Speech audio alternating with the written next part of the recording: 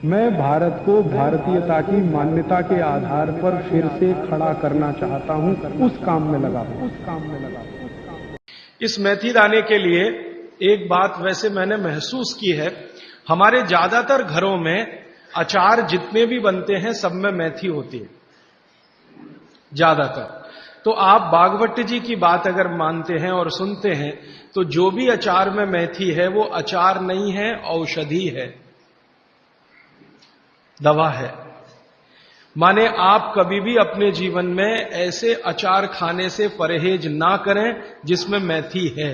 मेथी है तो जरूर खाएं, वो चाहे आम का अचार हो, चाहे कोई भी दूसरा नींबू का हो, या जो भी अचार आप डालते हैं, अगर मेथी है तो जरूर उस अचार को आप खा सकते हैं। कुछ अचारों में मेथी के अलावा ये भी होती है, अजवाइन होती है। अगर अजवाइन है तो आप जरूर अचार खा सकते हैं, क्योंकि महत्व की बात जो आपको मैं समझाना चाहता हूं वो ये कि किसी भी अचार पर, किसी भी फल पर औषधियों का असर फल से ज्यादा होता है।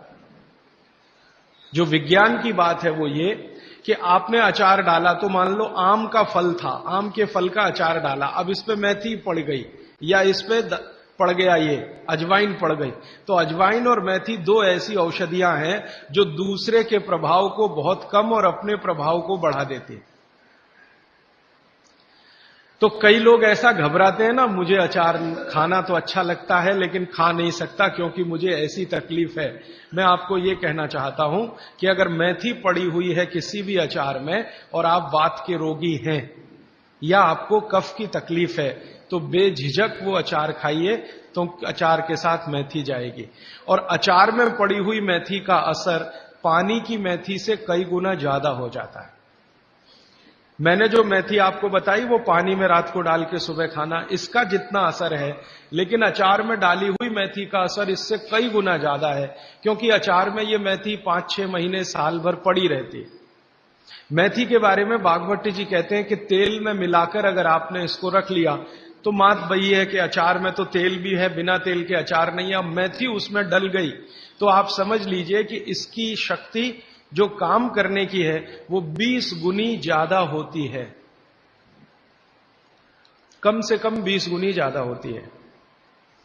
तो इसलिए अचार में पड़ी हुई मेथी जितनी पुरानी होती जाएगी आपको उतनी ही लाभकारी है। और ठीक यही बात उन्होंने अजवाइन के लिए लिखी है कि अजवाइन अचार में पड़ गई है तो आप समझ लो कि वो बहुत गुनी बढ़ गई है। अब मैं ये दूसरे तरह से सोचता हूं कि हमारे घर में जो माताएं बहनें हैं वो कितनी वैज्ञानिक हैं कि अचार के रूप में मेथी को या अजवाइन को इस तरह से डालती हैं। वो अनजाने में कितना बड़ा विज्ञान का काम कर रही हैं। जानकर करें तो आप सोचो कितना गर्व हो, कितना गौरव हो, लेकिन अनजाने में वो कर रही हैं। तो ये बात मैं विशेष रूप से आपके ध्यान में लाना चाहता हूं कि जिस घर की माताएं अचार बनाना जानती हैं वो बहुत वैज्ञानिक है।